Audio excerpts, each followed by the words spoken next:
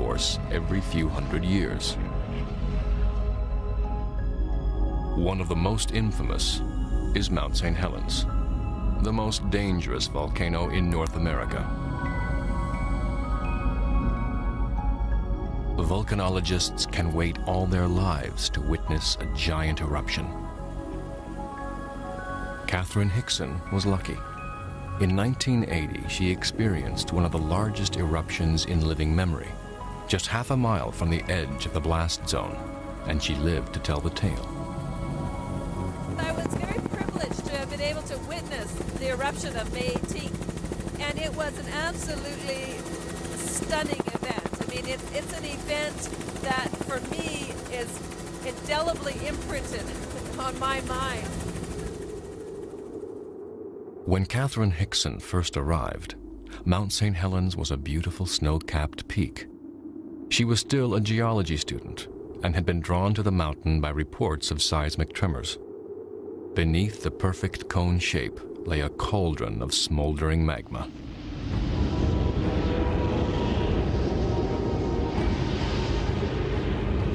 As the magma was cooking the inside of the mountain, rain and snow were eroding it from the outside. The weakened sides started to bulge as more and more magma rose up inside the volcano.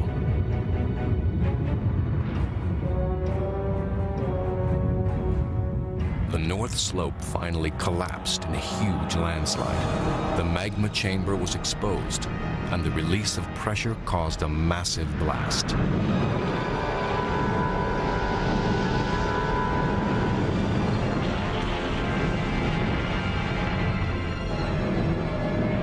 In just a few seconds, 6 billion tons of rock crashed down the mountain. A horizontal blast, traveling at over 700 miles per hour, destroyed everything in its path. It was like a nuclear blast, more powerful than 25 1-megaton bombs. Within a radius of 20 miles, every tree was flattened.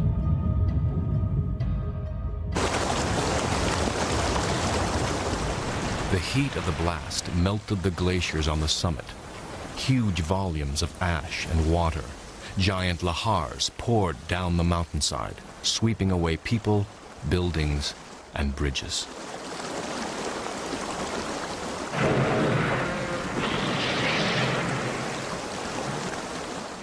Volcanologist Catherine Hickson is concerned that pressure behind the dome of rock that plugs the top of the mountain is growing once again. We're actually flying right into the crater right now. So this area was completely excavated, carved away by the landslide. And this large bump in the middle is actually new rock. And what we're expecting is that this dome will actually continue to build over decades, millennia, and actually fill in this crater. That is not a landform that is stable.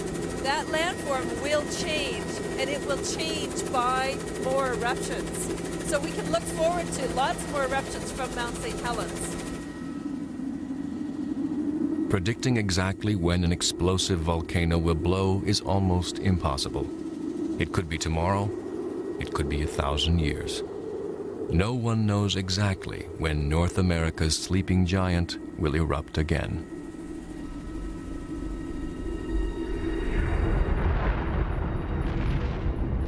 All the volcanoes along the Ring of Fire erupt huge quantities of gas and ash.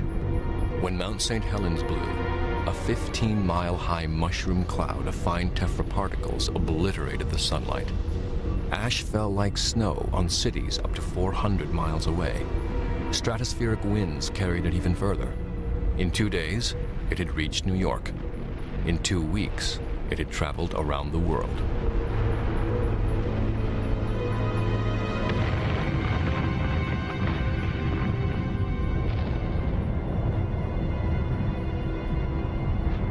Some of the volcanoes on the Ring of Fire are much bigger than Mount St. Helens.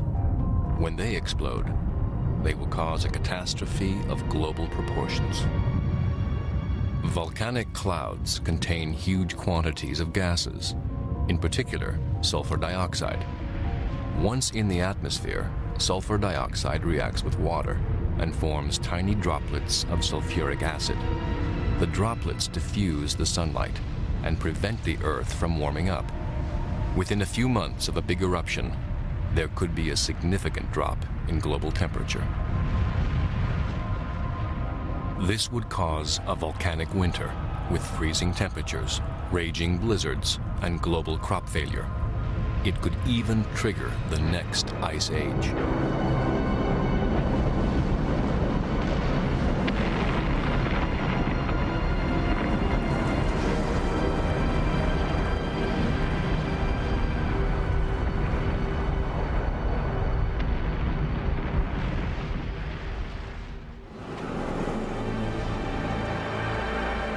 The next giant eruption could happen here. The most active and dangerous stretch of the Ring of Fire runs through the crowded islands of Indonesia. There are 125 volcanoes, perfect territory for volcano detectives Jeff Mackley and John Seach. We're in central Java, in the city of Yogyakarta. This is one of the world's most densely populated areas. As you can see, the main street is complete mayhem. And it's not inconceivable that a pyroclastic flow could reach this city at some stage in the future. The slopes of the nearby volcanoes are extremely fertile and have been cultivated right to the summit. Volcanic soil and tropical rain provide excellent growing conditions, but it's a mixed blessing. These farmers have to work on some of the most dangerous ground anywhere in the world.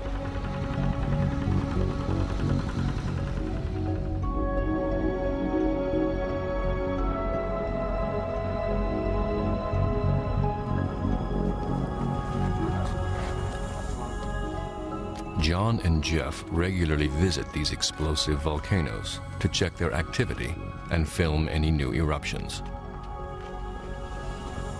One of the sites they monitor is the enormous lake that fills the crater of the volcano Kua Ijen. Like White Island, the volatile magma that lurks beneath this lake produces a steady stream of hot sulfur dioxide gas that bubbles up into the water. The lake at Ijen is one of the most interesting lakes in the world. There are only 40 hot volcanic lakes, and this is one of them. This lake is unusual because it maintains a high temperature for prolonged periods of time. It's usually between 40 and 50 degrees Celsius continually. The heat comes from the magma which is lying below the lake. If I fell into this, or if I got some of this water on my clothes, then my clothes would dissolve. Okay, fantastic. The pH of the lake has been measured to be 0.7, which is extremely acidic. It's more acidic than battery acid. Apart from primitive bacteria, nothing can live in this hostile environment. But the sulfur is not just a scientific curiosity. It provides a living for locals in their struggle for economic survival. At the side of the lake, the sulfur fumes escape through a series of small cracks called fumaroles, where they condense into pure liquid sulfur. The scene you see behind me is the sulfur mining operation. Now there's a series of pipes which are bringing up hot sulfurous gases from the volcano and channeling them to a mining area just here. Now the gases will condense and they'll run out as molten sulfur at about 500 degrees Celsius. So the orange liquid coming out is pure molten sulfur.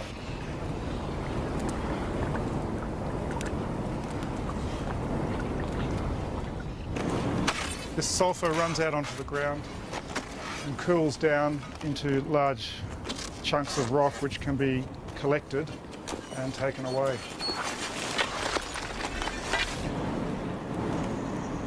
Workers have to work incredibly hard under really difficult conditions. The fumes are toxic, the area is hot, there's a chance of being burnt by the hot gases and the molten sulfur. The walk into and out of the crater is extremely dangerous. Occasionally people actually fall from the steep track and are killed. They carry up to 105 kilos of rock in baskets over their shoulders, and they do all this for about 80 cents US. Even the best miners can only make 3 trips a day. Some of these men started mining sulfur here when they were just 13 years old.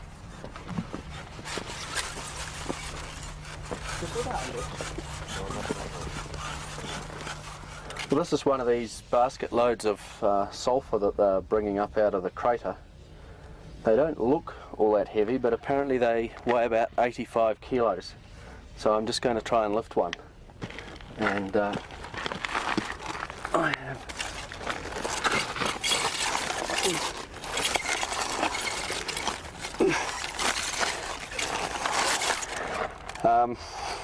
it's actually impossible.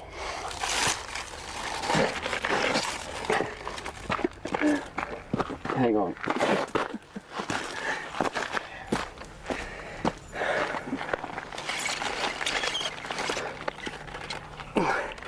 Well, this is about as far off the ground as I can lift it. And these guys carry these things and heavier ones all the way from the bottom for about $2 a day.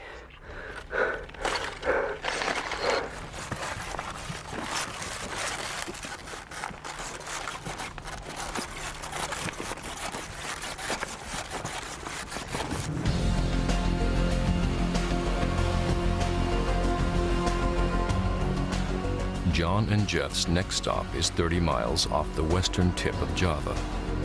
Their scientific mission has brought them to the remains of one of the biggest eruptions ever witnessed by humans, to the most notorious volcano in the world. This is Krakatoa. It erupted in 1883, causing huge tidal waves that killed tens of thousands of people. The eruption was heard in Australia, a staggering 3,000 miles away. Krakatoa spewed 40 times more ash into the atmosphere than Mount St. Helens did in 1980. In the blast, the original volcanic island was obliterated. But in the last 40 years, a new cone has grown up out of the seafloor. Krakatoa today is a venomous beast that spits hot ash and bombs. It can erupt every few hours.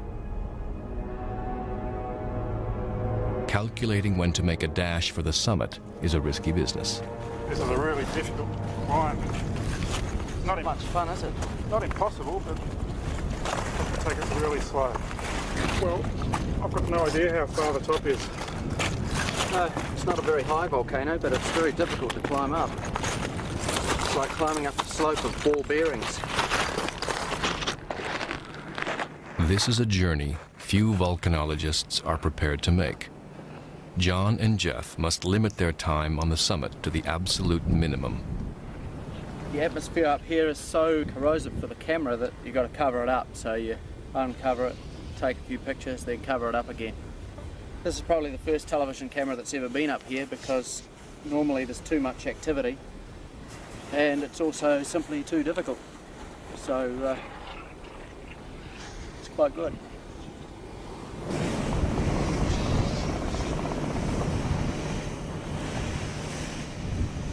We've got to keep our time on the summit to an absolute minimum. This is a dangerously explosive volcano.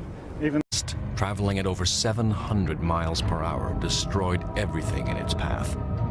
It was like a nuclear blast, more powerful than 25 1-megaton bombs. Within a radius of 20 miles, every tree was flattened.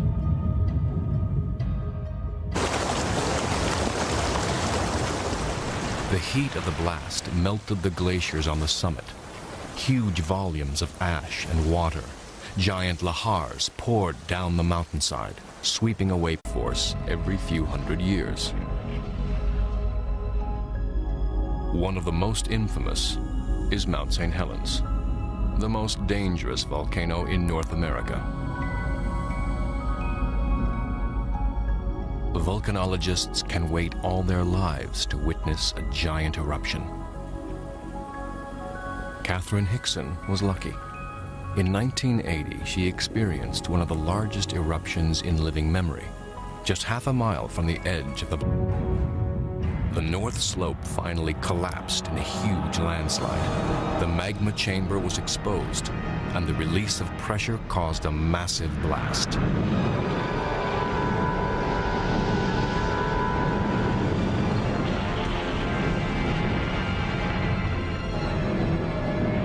In just a few seconds, 6 billion tons of rock crashed down the mountain. A horizontal blast zone, and she lived to tell the tale. I was very privileged to have been able to witness the eruption of May 18th, and it was an absolutely stunning event. I mean, it's an event that, for me, is indelibly imprinted on my mind. When Catherine Hickson first arrived, Mount St. Helens was a beautiful snow-capped peak. She was still a geology student and had been drawn to the mountain by reports of seismic tremors. Beneath the perfect cone shape lay a cauldron of smoldering magma.